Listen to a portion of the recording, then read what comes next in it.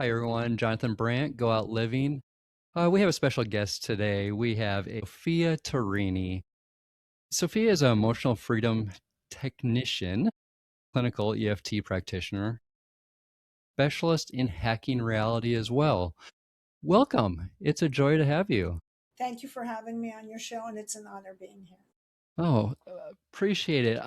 We'll get started with basically your story because you come from a traumatic experience that has pretty much given you a higher power in the direction you went.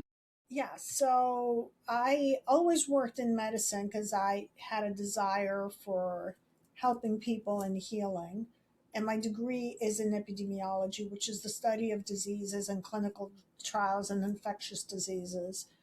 And just like everybody else, I was climbing the corporate ladder, had challenges, not extreme. I had some extra challenges, but nothing that you could say uh, very different. And there was an unfortunate experience that happened where I did not know how to process my emotions. I started having some physical symptoms, even though I was extremely healthy, very fit, working out every day. And I ended up believing what they told me I should do, even though intuitively I knew they were wrong. And I spoke up, and they challenged me by saying, "Well, what do you know? You don't have a medical degree." And I said, "Well, I work into the field. I have a master's degree." Anyway, I accepted their solution, which was emergency exploratory surgery right then and there, which almost cost my life. After the surgery, I was not expected to live, and my organs started shutting down, and I was told I had 2 days, but somehow I managed to live 23 days. But when I get discharged, I'm in really bad shape. I have can barely walk. My organs were not working well. And to make a long story short, yeah, I recover, I go back to work, but I have a permanent condition that lasts for about 16 years. And then I keep on getting additional ailments along the way. And the same question that I always had: how can a very healthy person overnight be expected to be on their deathbed? And it just something was not clicking right. When I started refusing their treatments, which was to remove organs, and I kept on saying no, no, and they kept on saying I'm crazy and I don't know what I'm talking about. And I went through various modalities, but to make a long story short, I tried all the alternative healings, but there were two modalities that stuck. One was the teaching of Dr. Joe Dispenza, and then I added EFT. So the teachings of Dr. Joe Dispenza made a lot of sense to me. It was about brain waves, how the brain and body works, but I could not master my emotions, and that was the missing piece.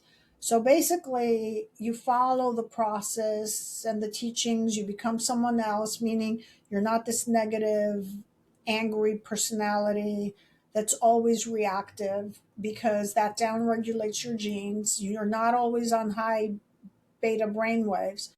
But I had no way of managing my emotions. I didn't know what to do with them. It was like automatic. So I revisited. I had heard about EFT, but I thought it was ridiculous. I just didn't think it could work. And for anybody who doesn't know, emotional freedom techniques is a combination of cognitive psychotherapy by physically tapping on the body's meridians, so doing acupuncture without needles. And why it works, it is believed that energy, and I'll explain how it gets stuck in the body, and that energy that's stuck in the body disrupts the proper communication between cells. As a result, you get dis-ease. The body is not at ease, and the communication between the cells gets compromised. It's like having a printer that's running out of ink or something's wrong and the photocopy becomes worse and worse. So the replication of the cells becomes worse and worse because the signal is not coming through properly. And I'll explain how that process originally starts. So the combination of both after 18 months started reversing the conditions. And I thought it wasn't physically possible, but it was. And so now I know in retrospect, and I can say it not because I read it in the book, under the right conditions, the body can start self healing, but it has to be under the right conditions. And that's when my life started changing. But I was also becoming a different person. I have now a different personality than that reactive, high stressful, black and white personality. So it's not just the body that healed, it's the mind that has healed. So, I'm the still physical body, but I'm a different person. Do you think it was a lot of it just that fight in you when you knew it wasn't right, what they were trying to tell you? That was just your driving force to start down this new road? Correct. In the beginning, it was, but when you stay in anger, at some point the body can't reflect. So, in the beginning, when we go from despair and we rise up to anger, it's healthy for a little bit, but the body cannot sustain the anger. And I knew they were wrong. And I actually, after the surgery, when I asked for my results, what they thought that we're going to find, they didn't find it. And I had challenged them because I said, this condition only happens to babies and people who are in their 80s. I don't even match the age qualification. And I was 40 at the time. So, but, you know, I was in so much fear and so much pain that I consented. I mean, they scared me. You said you have a few hours. I mean, I went to the emergency room. I never went back home. So it's not like come back tomorrow. I was there and I was kept with no belongings, no nothing. And then I don't wake up the next day. So Unfortunately, it's a lot of people's story is you're kind of put into a corner and this is the only way out, so you go down it. And it's not till later you find out there were other options. that's Yeah. correct. So I always advise people to get three different opinions and from institutions that are not related on top of it. Because having worked in medicine, they work together and one is not going to give a different opinion if their colleague gave one opinion. So you want to go to unrelated people, but also explore other modalities. You can start with your traditional medical model if you want, but there's nothing wrong of healing your stress because when you have a health condition, you are going to have stress. And we now know from neuroscience and medicine that stress is one of the major factors that people would get heart attacks or certain conditions. We also know cancer, one of the genes, according to Bruce Lipton, is anger. There's suppressed anger, either externalized or internalized. And we Interesting. have the work of Gabor Mate that all disease is some emotional trauma. So there are many physicians who have come forward, and I'm a firm believer, whatever the words is, it's the same variation. And in the beginning, you're not going to believe that it's possible because that's all we know. And it takes a process believing you can heal. But there are many podcasts now, and we do know that many people from stage 4 cancer or other conditions at their deathbed are able to heal. We're getting the word out, aren't we? Yes. Yeah. So if you get, let's look at it from this point of view. If you get a diagnosis, like I remember me, I was like, let's just get to it. Let's to get this done. I didn't question anything. We have to step back, take our time and go, look at all the options, don't we? We need to not just jump, and take, like I said, take our time to know exactly what we have and what we can do about it. That's correct. After that first experience, I ended up having three other conditions which I actually refused treatment, and they've gone. So one was um, a fibroid that they wanted to do a hysterectomy. So I had three of them, and one I had it cut out with a procedure that's apparently banned. But that's what I wanted to do. Everybody told me not to do it, but it was the least invasive without cutting my abdomen, which was important for me. I wasn't willing to undergo general surgery. And then the other one, using these techniques, actually shrunk. It That's amazing. physically shrunk. And then a couple of years later, I had a lung nodule, and I went for a second opinion, and he was a friend physician, and everybody told me to cut it out, do a biopsy. He says it's old scar tissue. If I were you, I would just let it alone. It never bothered me. And the third one is they told me I needed a root canal, and at this point, I refused it. 4 years later, I haven't had the root canal, and I can chew on that side. That's amazing. It really is. But I mean, those are the stories that people need to hear. So we're trying to heal ourselves more than anything, aren't we? Yes. So let's move on to emotional freedom technique. I had not heard of it. So it's an old modality from the 70s or 80s, and the founder, the original one, just recently passed away. He actually gave it to the world for free. Now, of course, you have to pay for trainings and stuff. But he was an engineer, and he ended up having some ailments, and he was working with someone, and he created this and started seeing results. So let's address what happens to the body. So we have three brains. We have the neocortex and the front, which is your conscious brain. That's 5% of your brain. So we have a conscious and subconscious. So here's your 5%. We have the limbic brain, which is what they call the emotional or mammalian brain, which is where your autonomic nervous system lives, which all your bodily functions works, but it's also the subconscious mind. So that's your 95%. And then we have the cerebellum. When all of these three brains work together, you're whole. So a lot of people, let's say I want to quit smoking.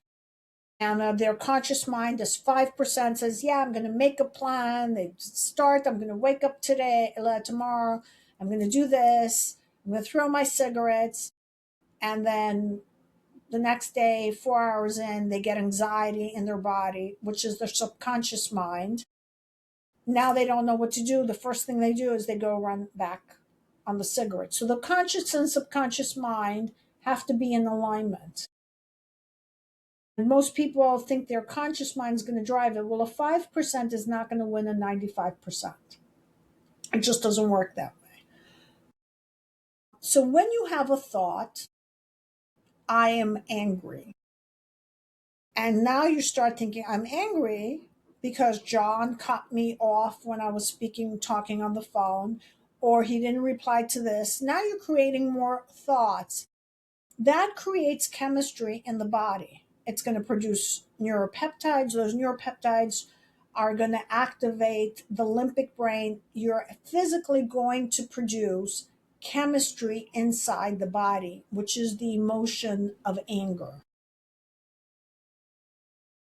If that emotion is not felt and processed, that's what's actually gets stored in the body that's going to cause eventually the disease. Because it has a signal, and we were meant to feel it, process it, not avoid it, and let it go. And the majority of us are talking heads, and that was me. I'm angry, it was all in the head. But how do we know it gets stored in the body? Well, we know for a few reasons.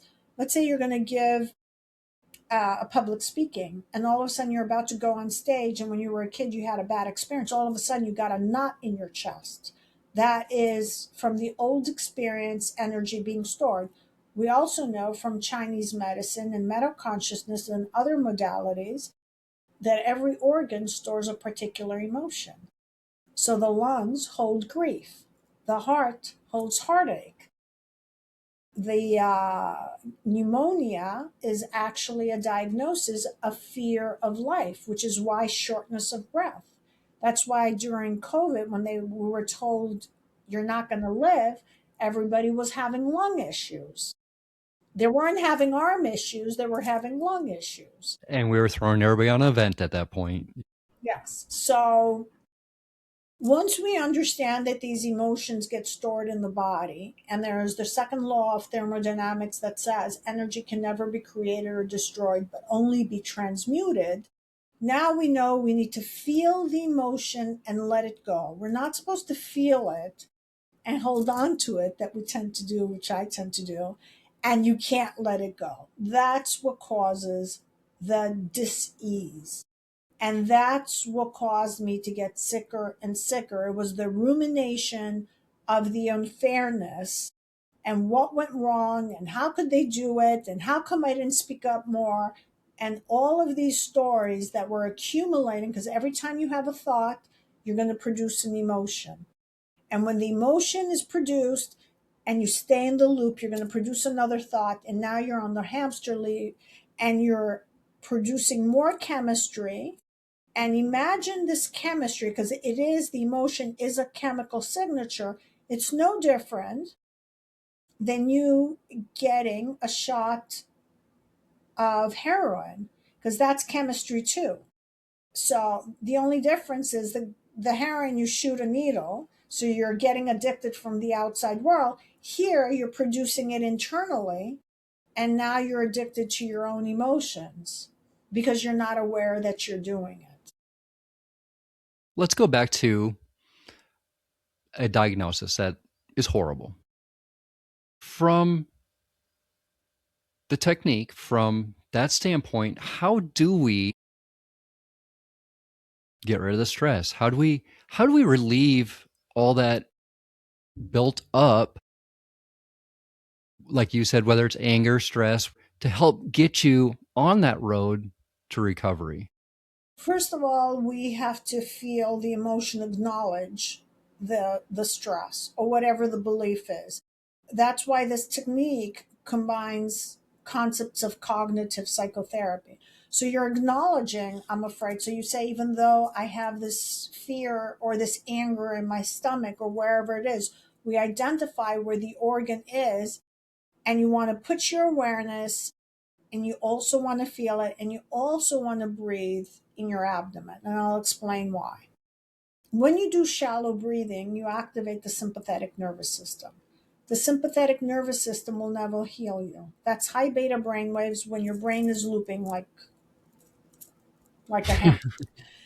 When you breathe in the belly, you are activating the parasympathetic, and the body's getting the signal, I am safe. A normal, sane human being would not be physically tapping on their body if there was a tiger here. So the physical act of tapping and touching the body is telling the body, yes, I have this alert anger, this fear in the body, but I'm safe. And by you verbalizing and moving through it, you're clearing that energy. So the error code, imagine this was a computer, because it is a biological computer, the body, and you got an error code that there's a file that's wrong. And you're calming the system by investigating and clearing the error code. And you're removing it with your breathing, your tapping, your acknowledgement, and the awareness. That's what's releasing the energy. That changes the chemistry of anger to neutrality. Now, if you can go to joy, that's even better. But all the body needs to go into healing, to start healing on its own, it needs neutrality. How do we know that? We have the maps of consciousness of Dr. David Hawkins that actually calibrated, and the books I think was written in the 80s. So we already know that, and that has been used by millions of people. Now, spontaneous healing happens when you're always in a state of joy. The body likes the state of joy, and then it naturally heals much faster. It makes sense, though, doesn't it? It really does. So the next is hacking reality. Can you explain what that is? Yes. So all memories exist between two neurons in your brain. Traumatic memories are not memories who are memories that have not been processed and time stamped correctly, which is why they keep on replaying. Like you've had a bad experience, and let's say you have a trigger, you keep on replaying that bad memory. Imagine a record player, the old ones with a needle, and it gets stuck on that groove. So those two memories are held between two neurons. We also know that the brain is an artifact of the past. It's only an artifact of the known. So once we clear the emotional charge, timestamp this memory properly, and I'll give you an example of a time-stamped memory. If I were to ask you, what did you eat a month ago at this time? You have no clue.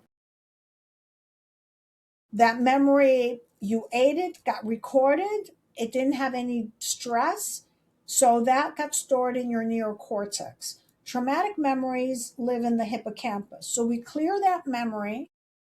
And now, with hacking reality, after the emotional charge from your childhood is cleared, you can rewrite this memory the way you wanted with a more empowering emotion. So we want a new emotion and a new belief. And you keep on replaying that new memory. The body doesn't know the difference between a real life experience or a thought or an experience created by thought alone. How do we know that? There were a few experiments. One is the famous piano experiment. I'll briefly explain what it is. They took three groups of people. One is the control. So we'll leave the control. And they asked these people who have never typed or played the piano to do a 5 sequence piano routine. So one group sat in front of the piano every day, practiced for 2 hours. And on the fifth day, they got tested and they got an fMRI. The other group was told they cannot touch the piano. They weren't at the piano. They imagined playing it in their head 2 hours every day. And on the fifth day, got tested. The two groups got almost the same change. The imaginary one and the other one. Their brain was altered, and they actually, when they went to the piano, they were able to play. That's cool. Yes, that's why athletes imagine in their head what their run or their ball is going to be. That's exactly, it's called mental rehearsal. So the body doesn't know the difference between the two. So if you keep on re-imprinting, that's what hacking reality, a new memory, a new reality, that will come true. We also have a saying about someone who lies, they eventually believe the lies. If they keep on saying the lie, eventually they believe it. Right. Well, and that sounds like a good way to handle grief. Yes, grief is a little more challenging. So grief has layers. The first one is missing the person. But then there's layers of anger that most people don't want to address. Why did you leave me? Why did that soul decide to leave me? How I'm going to handle it? Then you're angry at the universe or God. How dare this happen to me? And then what you could have done or didn't do, or what you could have said, and the grief of what you did not enjoy or took place. And grief is one of those emotions that comes in layers, but it's also mixed with anger. And the majority of people don't want to address the anger part, which is why grief doesn't leave. Yes, you love the person. I'm not saying you don't, but they're afraid to address the anger because there's anger. Why did they leave me? Why didn't they do a different thing? How I'm going to handle this now? And what about the children or the home or whatever the story is? And When you start addressing those and you keep on rewiring now the happy memory, remembering them how they were whole, feeling the joy of when you were with them, and you've covered all those emotions, you eventually reach a point, okay, this soul chose to leave, but I'm okay right now, and I will always remember them in my heart. Now, if you get further advanced and you're very good with energy, you will start hearing them talking to you. That's why we have mediums, people who can connect with the other side. But a person who's lost someone, and there's a few people who became mediums because of that. And the famous one is Suzanne Giesman, who worked for the military and Air Force One. She talks about her story. I don't know if you've heard, where she lost No, her daughter-in-law, or her stepdaughter, and she worked for the government, and she was an officer, and now she's able, and she can channel and connect her stepdaughter, but now she can connect for other people. that's cool.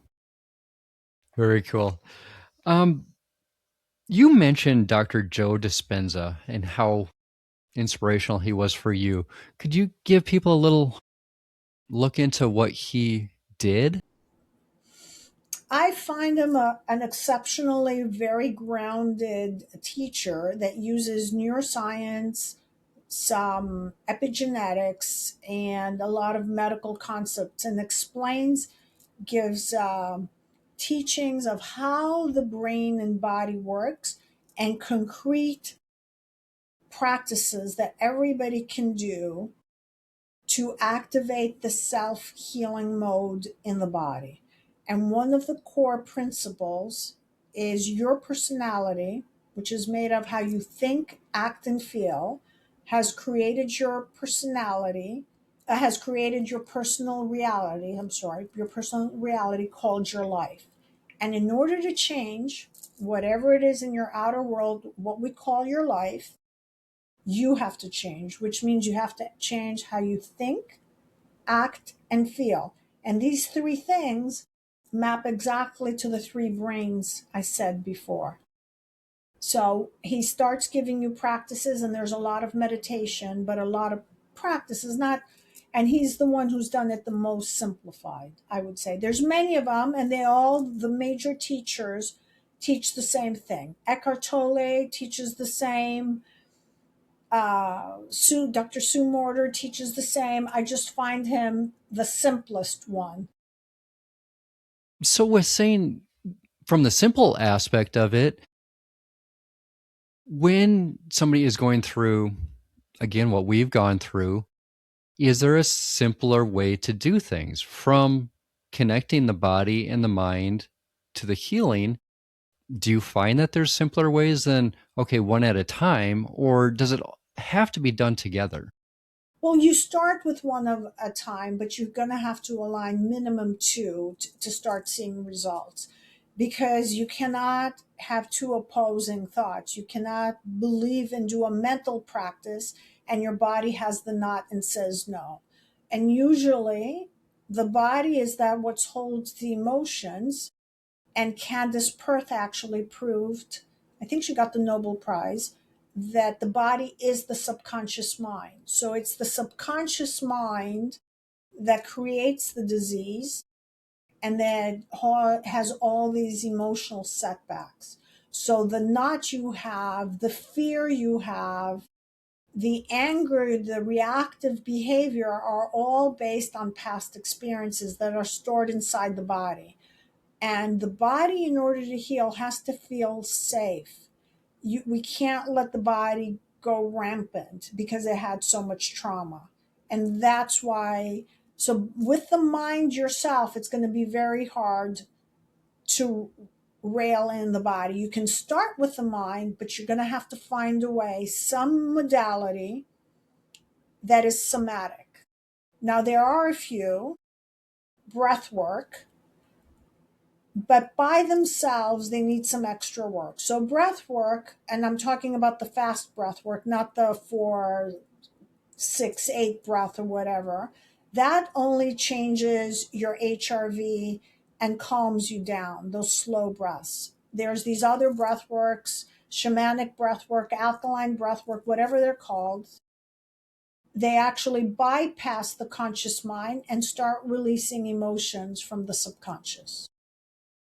But you also need to have the cognitive shift. And that's why I think tapping is superior. But if I would recommend a package for someone, I would start them with tapping, some meditation. Meditation gives us awareness, and meditation also, you can do mental rehearsal.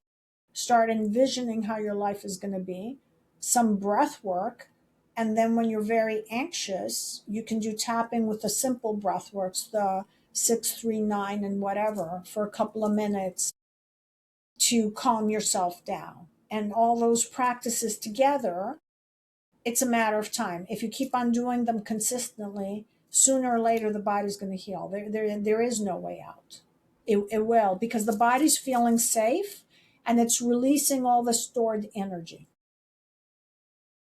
So I'm going to use me as an example. Coming off cancer, basically in recovery, um, had surgery, this last summer. So dealing with side effects. And then to me, the sudden passing of my wife. If I came into your office, how would you handle me?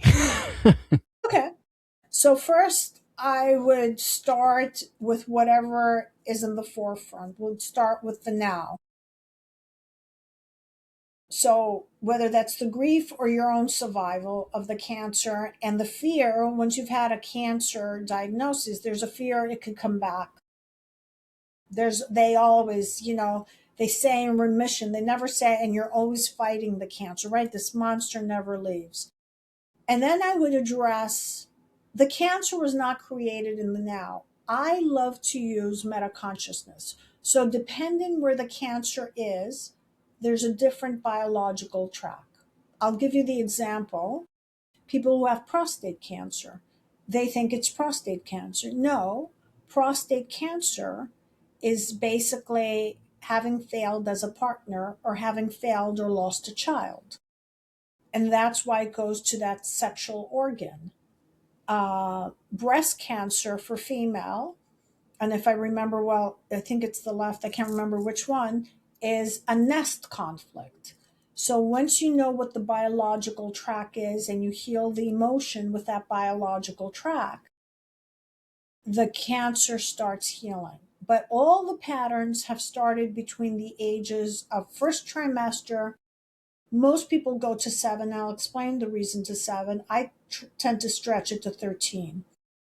Why? Because from the first trimester till about 7 years old, we're in alpha or theta brainwaves, the same brainwaves that get used in hypnosis. So you got programmed. You got all your beliefs at that age. Why do I stretch it a little longer? Because then the beta brainwaves for teenager comes and there's conflict, but a lot of children now are not maturing as much as before. So I stretch it a little longer. And all the patterns have started then. I've had 2 or 3 people who have had cancer, and all of them had the original, some sort of conflict, younger in age, but the real trigger happened, the final trigger that broke the camel's back, maybe 6 months before the cancer. So, Amazing. yeah, so the cancer doesn't happen when you got the diagnosis. It usually happens a while back, but that's the last trigger that actually did it. And we reverse engineer it. That's the easiest way. So that's where I would start. And then when you start healing and feeling more empowered, then of course the grief would be coming in. Then you'd be coming back in and clearing that. But where we really want to get the person is what was wired can be unwired, and eventually coming to terms, whether that's your wife or someone else, that based on the level of consciousness and the information you had at the time, you did the best you could given the circumstances. And now the question is, what are you going to do forward? Because life is going to bring you something forward, and we want to get you unstuck.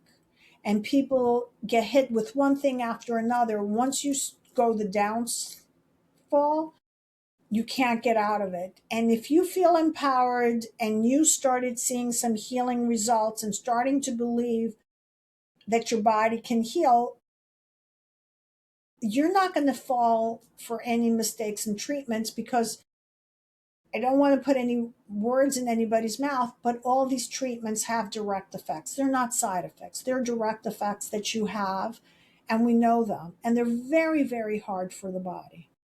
They're not easy. It's positive thinking throughout, Well, believing you can heal yourself and yes, you have to continuously. feel it. You can't think it. You have to physically feel it in the body. That's why the emotion is the key component. Got it. Because And you if you may take a hit at the time, but you stick with it, keep that positivity, keep that, yeah, I'm going to heal, I'll be fine attitude. It'll work out eventually. Correct. The cells are going to start seeping in that you can do it. We want the embodiment, is what we want. We want the embodiment of the new emotion. We don't want, so if you go, I can heal, I can do it, then the body says, no, no, no, I'm afraid the cancer's coming back. Now you have a conflict. And who's going to win? There's a teaching that says when the conscious and subconscious are in conflict, the subconscious mind is always the winner. So you want that subconscious, which is the emotional brain, to align with your conscious mind. So here's a little curveball for you. I handle a lot of my stress, a lot of anger through physical activity, through my daily walks or workouts. Is there a combination between the mental and the physical part? So you're doing a good somatic release, but the acknowledgement of it, how your personality felt about the anger, needs to be addressed. So either journaling or doing EFT or something else to verbalize it, to get it out, because you're physically getting the energy and releasing the stored energy of the body, but we didn't address the mental. And remember, we said mind, body, spirit. Again, the three brains have to be aligned. So you could do some breath work, but again, some journaling. You know what? It wasn't fair. It wasn't fair. Even though he did this, you want to reach a point. You know what? It wasn't fair, and I don't care. You want to reach to the point that it's neutral. Well, that's his problem now. That's, you So, want to disentangle. so let the physical be the physical and the mental deal with it. Yes. And As why? far Because, as really just say it's, yeah, it was angry or there was anger, but it's over now. I don't, we agreed with it or whatever we think of it at the time, but yeah, the and anger is gone now. We and move on.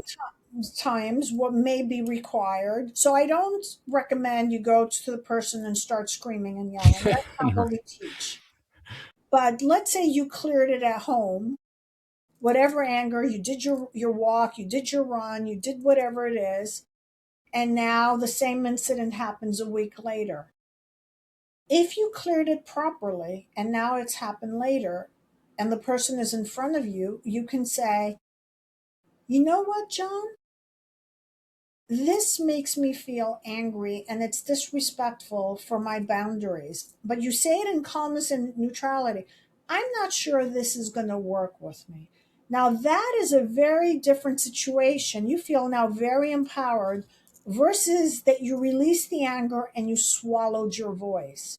If you took my hospital experience, if I was in the power and not have any fear at the time, yes, I respect I don't have the MD degree that you want me to have, but this is my body and I feel this is the right decision. So I'm not going to succumb to what you said.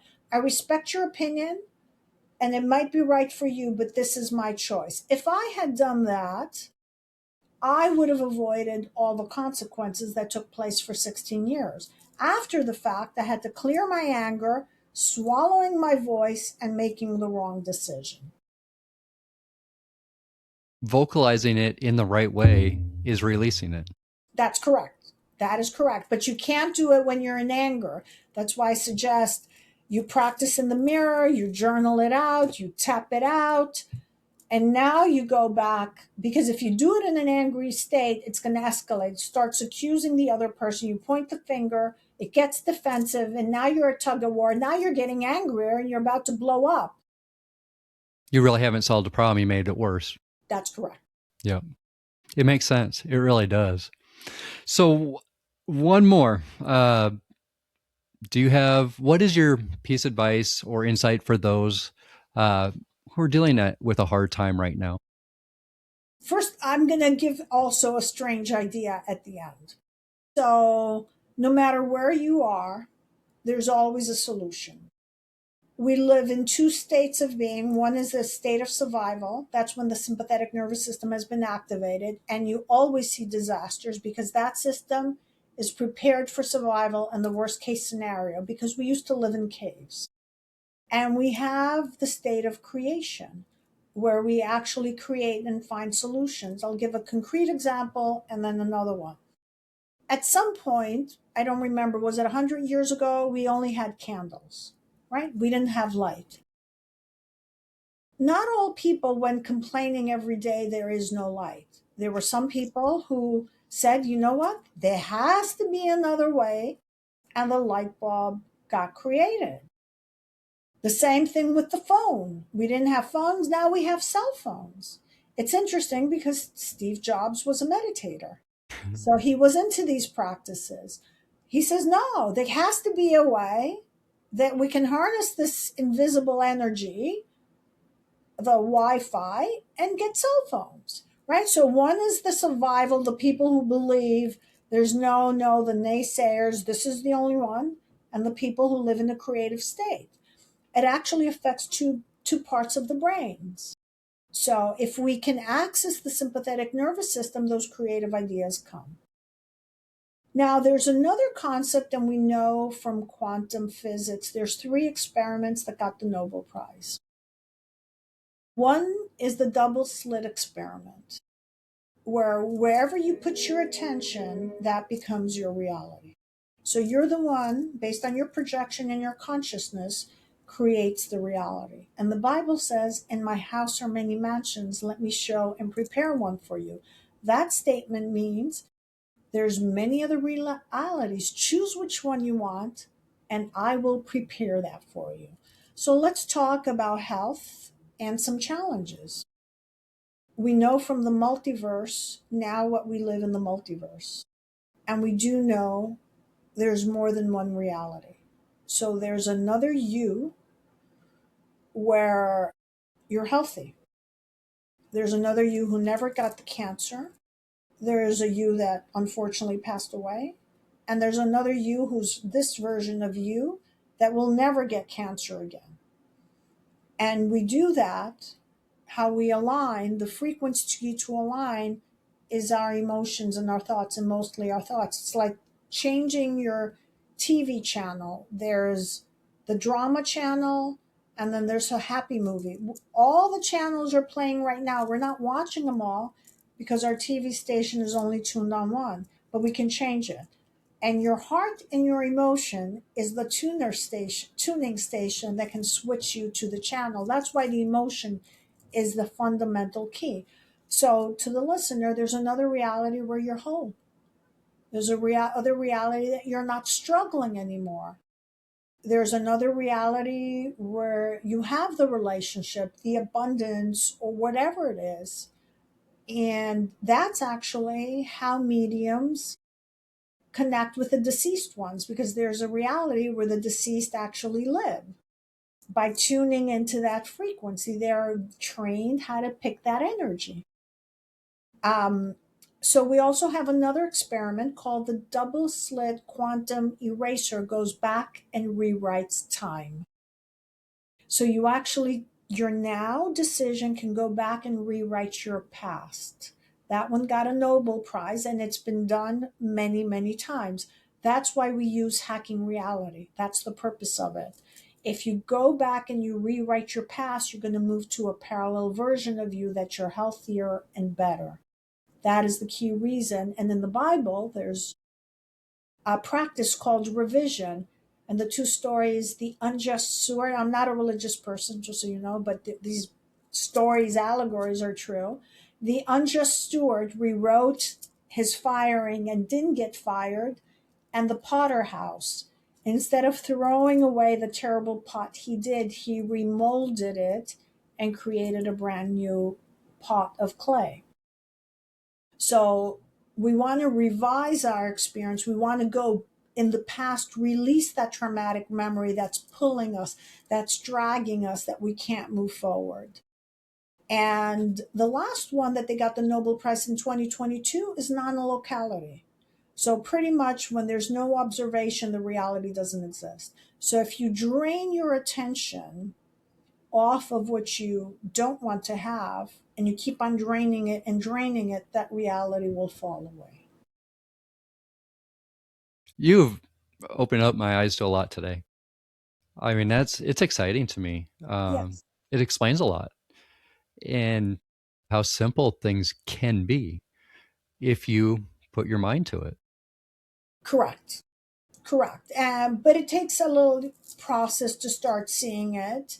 And we do know the brain now is neuroplastic, no matter how old you are. And we also know we're projecting the reality. There's the work of Donald Hoffman. There's so many people who have come forward, and all the teachings line up, and they can be proven and repeated scientifically.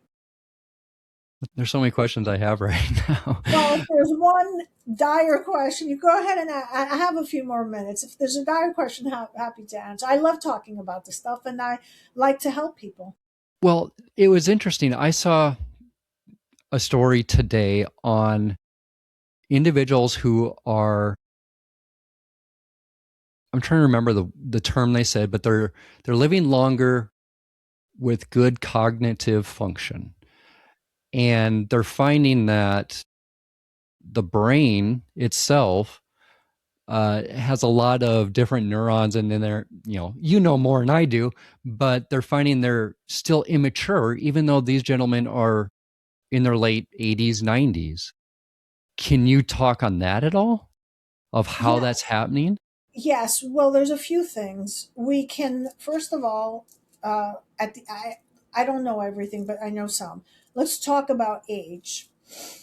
At the end of the cells, there's these little strings called telomeres. And telomeres determine how long you're going to live. But meditators and people who start clearing their emotional baggage, their telomeres, the length of the telomere tells you how long you're going to live. And now they have found that the telomeres on meditators are getting longer and their life gets extended. I think 7 days, I can't remember what the number is, that they're going to have to look up. I think 7 days of a lot of hours of meditation extends you 1 year. I don't remember the number, so I don't want to be quoted on that. But both Dr. Joe Dispenza and other people have done research on that. So that's one thing. We also know from Donald Hebb, neurons that fire together wire together, but also neurons that don't wire together unfire, which that's exactly what we were talking before with hacking reality. We want to prune those old synaptic connections, and when you start with hacking reality, re-imprinting the new memory, you're actually sprouting brand new synaptic connections. Now, we also have a couple of other things. We don't have only two strands of DNA. Yeah, wonderful that that's what they say, but all the junk DNA they said was never junk DNA. It actually, we have 12 strands of DNA, and there are certain individuals that have started using them and activated, and that's where one of the healing modalities in the body comes. And we also have a strand of DNA that they used to call junk that actually can regrow limbs. So we have a couple of people at Dr. Joe. Two had their thyroid surgically removed and they grew it back. And we had one woman who had her rectum cut for 10 inches. She regrew it back to 11 inches. And there was a woman who regrew, I can't remember if it was the liver or the spleen. Don't quote me on that. And so we do have that. And there's stories from the 90s from Joseph Murphy that a kid was able to regrow his missing fingers. So under the right conditions, again, these this DNA strands get activated. And we have a DNA that can reverse aging. We also have certain types of breath hold, the last hold, holding the breath after the breath work activates embryonic stem cells. So, and we know the importance of stem cells. So all of these ancient modalities that were used in the religious texts now have scientifically proven to be accurate. That's crazy. So, one last thing, meditation. Yes. Do you think that's the key when we're talking about the older generation? Because a lot of them, they're retired. They're wanting to still live quite quite a Yes. bit longer. We want to keep that mind going. Is meditation a great way to do that? It is a great start to do that. So we need an extra step. So most people think meditation by itself, and I'm going to go back to what I said in the beginning. There are three brains. So the meditation is going to do your mental rehearsal and give you awareness. You still need to take physical action in this reality, and you need to be able to process your emotions. You cannot do emotional processing in meditation. You're supposed to become still and stop the mind to see what the underlying belief is. So, what I've noticed is a lot of people go into meditation. They say, "Oh, I'm working my issues in meditation." All you're doing is you're damaging your brain, because meditation is stillness. You're supposed to get awareness. You're supposed to become still and become the observer of it. So, the breath gives us life. The word spirit uh, is connected to the word inspiration. So breath gives life, and it's not shallow breath. And I'll give you an example. Someone who has a panic attack is doing shallow breathing. And if they get some bad news, the first thing they do is, and the breath stopped. That actually stopped the electrical signal. So breath work is a must. Meditation is the awareness. And then you need to clear your emotions and take physical action in the world. You can't just be daydreaming all day. I am healthy, I am wonderful, and I feel great. You actually have to do physical action to show the universe that you're actually doing it. I love it. I really do. That was really exciting for me. I really appreciate it. Uh, Sophia Torini. Yeah, it was an absolute pleasure. Like I said, I really do appreciate it. And I hope I can have you on again. Be happy to do. We can also do a live demonstration. I love helping people, and I do love teaching. So That sounds cool. anybody who wants to find me, they can come to my website, and I offer a complimentary half-hour session, and I also teach a class, and I offer a 75 complimentary master class that's a preview of the actual class. Because I want people to know there's options. If had I known that from the very beginning, I wouldn't have suffered for 16 years. Well, and that's why I'm doing the show. It's all about showing those options to everybody and that there's not just one way to do it all. Take your time with it. Think about it. Understand that there's a lot of us out there that probably, did it the wrong way, and there are better ways to do it. So that's the other thing. I will put everything on the blog, all your information, Sophia, so people can get a hold of you. If you have any questions, please shout out, give us some comments, and happy to answer anything. But that's all we got for today. I just want to remind everybody, find the attitude, keep the attitude, go out living. Bye now.